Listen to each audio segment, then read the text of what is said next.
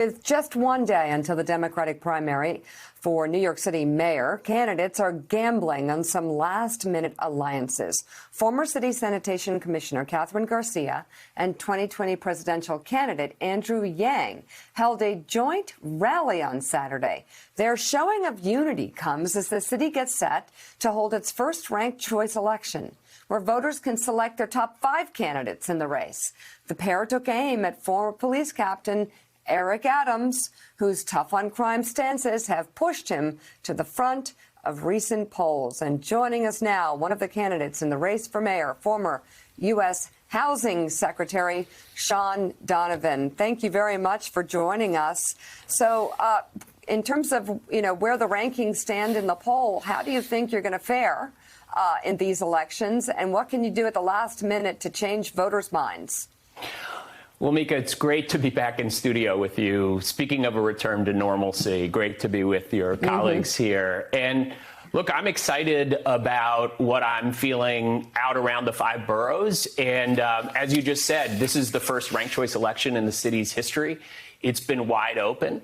And I'm focused on what I've been focused on since the beginning, which is talking to voters about housing and homelessness, about how we make this city both safe and create respect in Black and brown communities. And that's what I think voters are focused on, not candidates attacking each other at this moment. Well, on the idea of ranked choice voting, as you say, this is the first time that the New York City has done this. And we saw this sort of unusual alliance break out this weekend by 2 of your competitors. So weigh in on that, whether you've considered something similar, but also just how do you game out here in the race's final hours at this point, the ranked choice voting system? How do you end up weighing in like, hey, I may not be your first choice, but make sure you get me second or third? How do you explain that to a voter?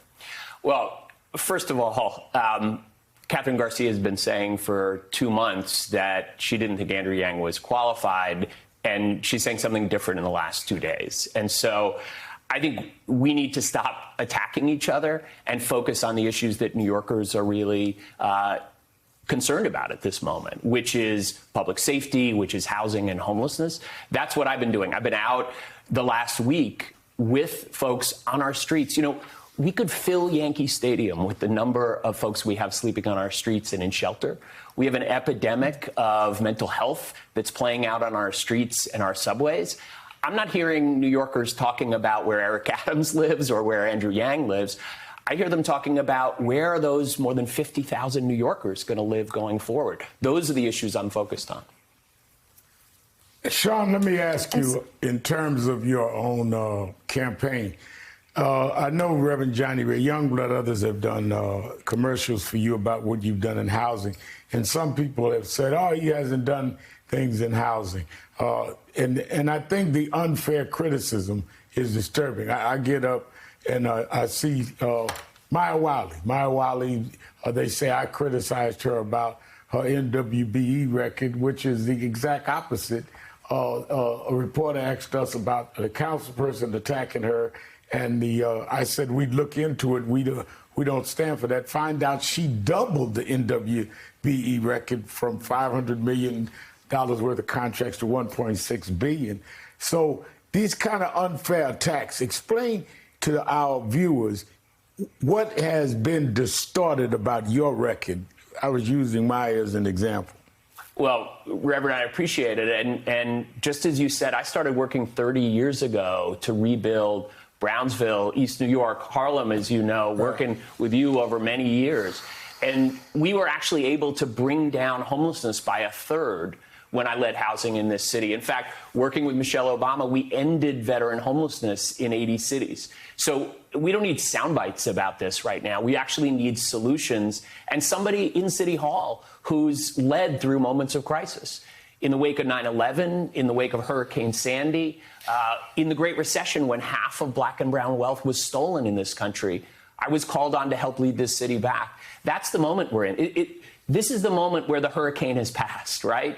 The sun is coming out, the waters are receding, but we've still got more than 500,000 New Yorkers who are out of work. We need a leader in City Hall who brings bold ideas, who brings real change, and has the experience to make that change real in the lives of New Yorkers.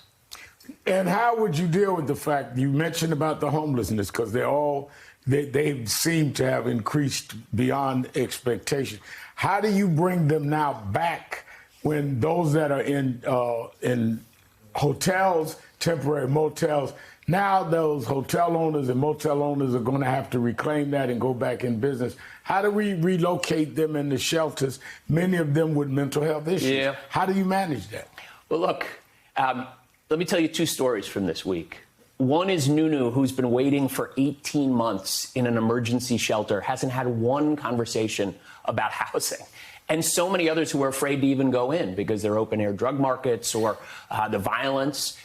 On the other hand, I talked to Willie Boyd, whose father had been a veteran. His life was saved by supportive housing. What's that? Supportive housing is permanent housing that has services on site.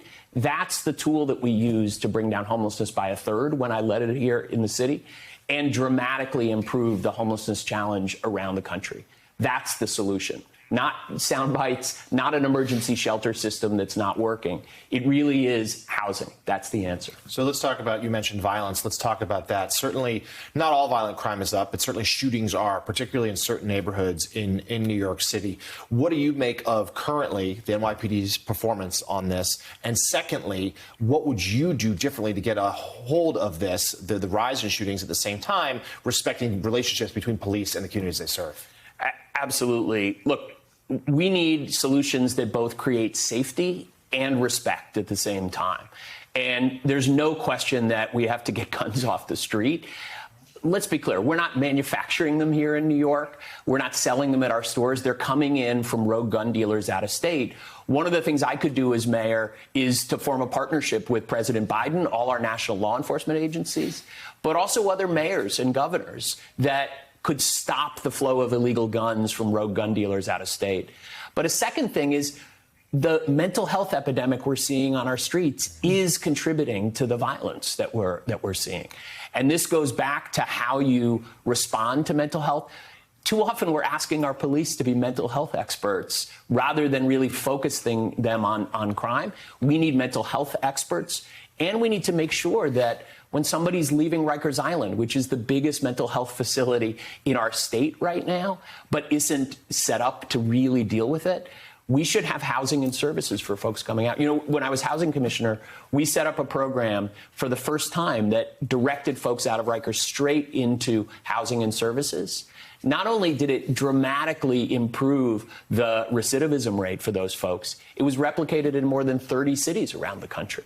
Those are the kinds of solutions that we need at this moment that really break the cycle of mental health, incarceration, and homelessness. Sean Donovan, thank you very much. Good luck to you. Thanks for being on the show this morning.